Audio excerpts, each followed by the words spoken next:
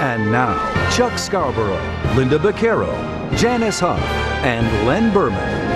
Guards are accused of inflicting pain on inmates and trying to cover up that crime. Plus this.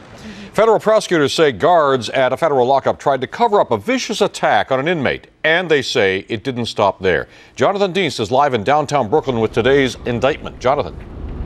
Chuck, in all, 11 federal prison guards face civil rights charges accused of beating 2 inmates or conspiracy to cover up the beatings at the Brooklyn Metropolitan Detention Center. And investigators say high-ranking officers took part in both the attacks and the alleged cover-up. Mr. Lopresti. Federal prosecutors say one of the assaults was led by this man, Captain Salvatore Lopresti.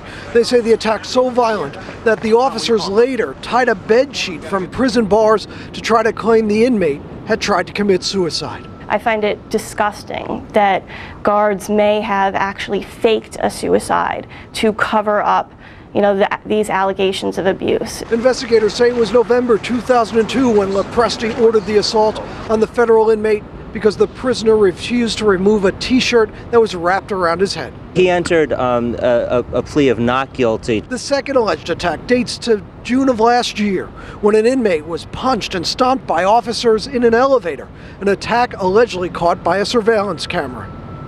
U.S. Attorney Rosalind Moskoff said, quote, "We will vigorously protect the constitutional rights of individuals to be free of excessive force by officers whose duty is to uphold the law."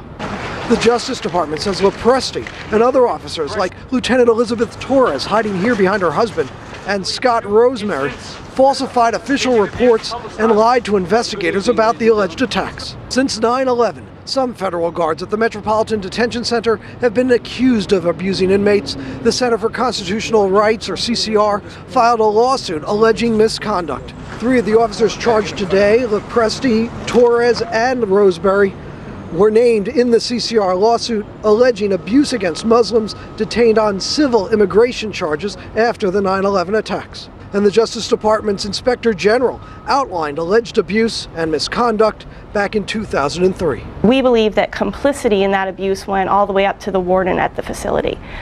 So I think this is something that's been going on for some time at MDC.